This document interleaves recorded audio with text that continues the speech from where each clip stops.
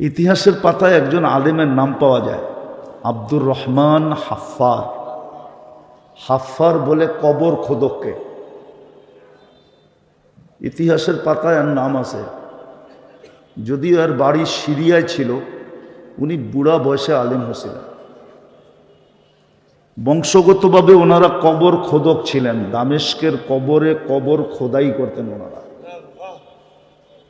তো দুটা লাশকে উনি ওনার হাতে দাফন করার পরে কবরের চিত্র যেটা উনি সচক্ষে দেখছেন, আর দোনোটা লাশই এক বাড়ির ছিল। আওয়াজ না, আওয়াজ না, এক বাড়িরই ছিল দোনোটা লাশ।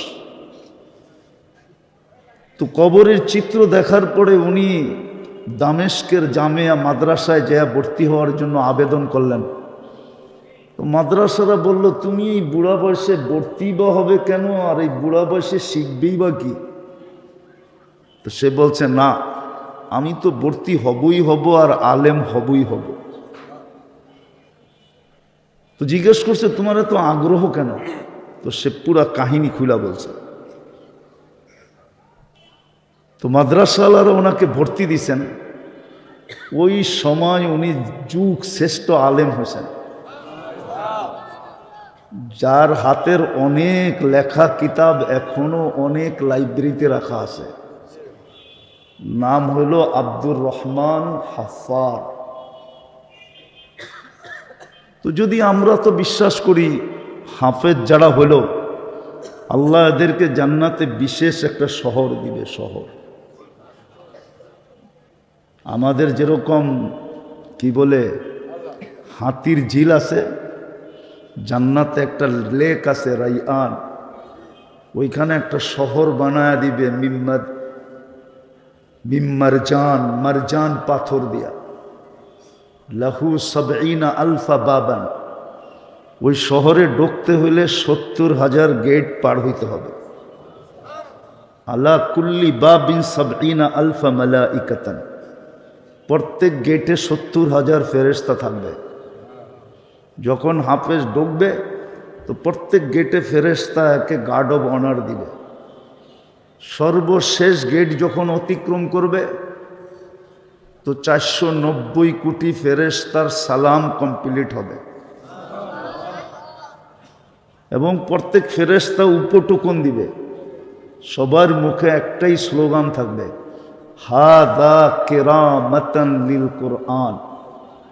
কোরআনকে সিনায় ধারণ করার জন্য তোমাকে এই পুরস্কারে পুরস্কৃত করা হলো। শুধু জীবনে একবার না, যতবার সে ওইখানে যাবে আর যতবার ওইখান থেকে বাহির হবে। এমনকি মা বাবা যখন ওই শহর দেখতে যাবে তো মাকে মাতৃত্বের পুরস্কার দিবে, বাবাকে পিতৃত্বের পুরস্কার দিবে, পিতা হওয়ার পুরস্কার দিবে। এবার বোঝেন যারা হাফেজ হলো ওদের মা বাবা কিরকম সৌভাগ্যবান। আরো ১০ জনকে তো নিয়েই যাবে জান্নাতে। আমাদের সমাজে তো বহুত ঘর কম আছে যে ঘরে ১০ জন সদস্য আছে। আগে থাকতো, এখন ১০ জনওয়ালা সদস্যওয়ালা ঘর আমাদের দেশে এখন খুব কম। ১০ জনকে নিয়ে যাবে। এই জন্য আমাদের বড়রা লিখছিলেন যে প্রত্যেক মুসলমানের ঘরে উচিত ছিল একজন করে হাফেজ তৈরি করা, কমসে কম। এটা তার আখেরাতের পুঁজি ছিল। আর এইখানে গ্রান্টি ছিল, কদ ওয়াজাবাত লাহুমুন নার, যাদের জন্য দোজখ অবধারিত ছিল, এরকম ১০ জনকে সুপারিশ করা জান্নাতে নেওয়া যাবে, আঙ্গুল ধরা জান্নাতে নেওয়া যাবে, গ্যারান্টি ছিল। কিন্তু বললাম না, দুনিয়াটা বহুরূপী, রঙ্গময়, এই জন্য বোঝা কঠিন। আর এক একজন আলেম ৪০০ জনকে নেওয়া যাবে, আর গ্যারান্টি। বাংলাদেশেও আছে নিয়ম, কিন্তু গ্যারান্টি নাই। প্রেসিডেন্ট ইচ্ছা করলে প্রত্যেক ফাঁসির আসামি যদি প্রেসিডেন্টের কাছে আবেদন করে, সে ইচ্ছা করলে মাফ করতে পারে, কিন্তু করবে বইলা গ্যারান্টি নেই। পারে করতে, কিন্তু এই 53-55 বছরের প্রেসিডেন্ট কয়জনকে মাফ করছেন জানি না, পেপারে পাওয়া যাবে কিনা খোঁজা। কিন্তু কিয়ামতের দিন এদেরকে মাফ, এদের উপরে গ্যারান্টি আছে। আল্লাহ এখনই গ্যারান্টি দিয়ে রাখছেন যে 10 জন তোমাকে দিমু, 400 জন তোমাকে দিমু। আবার বলে রাখছেন আর সুফাহা ও সালাত, 3 দলের বিদায় এদের পাগড়ির বড় মর্যাদা, যদিও আমার সমাজে মর্যাদা নাই। আমার সমাজে এটাকে মর্যাদার জিনিস মনে করা হয় না। যদি মনে করা হইতো তাহলে ইমাম বুখারী রহমতুল্লাহ আলাইকে শেষ হাদিস এটা আনতে হতো না, এটা না আনলেও চলতো। শেষ হাদিস বাবু ওয়ানাযাউ মাওয়াযিনাল কিসতা লিয়াউমিল কিয়ামা, এই অধ্যায় আনার দরকার ছিল না,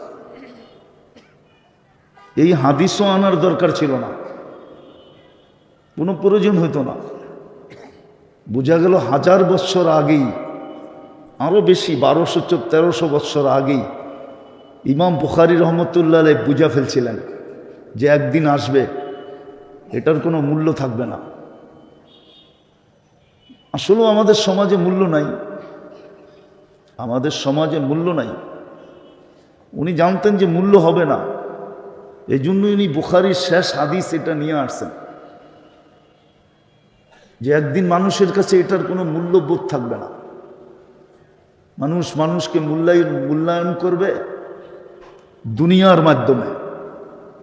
দুনিয়া যার কাছে আছে মূল্য তার আছে, দুনিয়া যার কাছে নাই তার কোনো মূল্য নাই। এটাই আমাদের সমাজের চালচলন সব কিছু।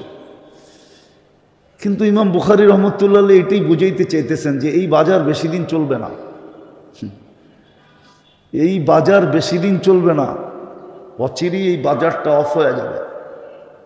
আর সত্য এটাই, প্রত্যেক ব্যক্তির মৃত্যুর সাথে সাথে তার বাজার অফ, চাই সে যত বড় বাজারই থাকুক, মৃত্যু হয়ে গেল বাজার শেষ, এখন নতুন বাজার শুরু।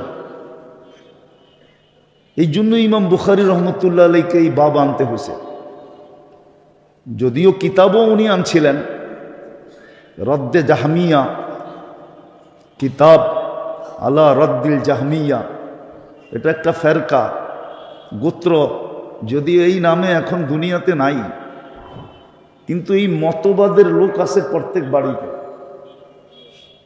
এই মতবাদের লোক প্রত্যেক বাড়িতে আছে, প্রত্যেক ঘরে আছে, কিন্তু এই নামে নামকরণ হিসাবে নেই, কিন্তু এরকম মত ধারণ করে। আর এটা দেখলে বোঝা যায়, দেখলে বোঝা যায়। একটা প্রমাণ দিই, বলেন ডেলি 5 বেলা কে ডাকে? কে? আরে জোরে বলেন। আল্লাহ বললে সমস্যা নাই, যতবার বলবেন 40 করে নেকি পাবেন।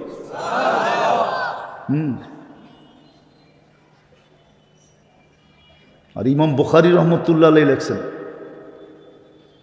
যে আল্লাহর নামকে ওয়েট করার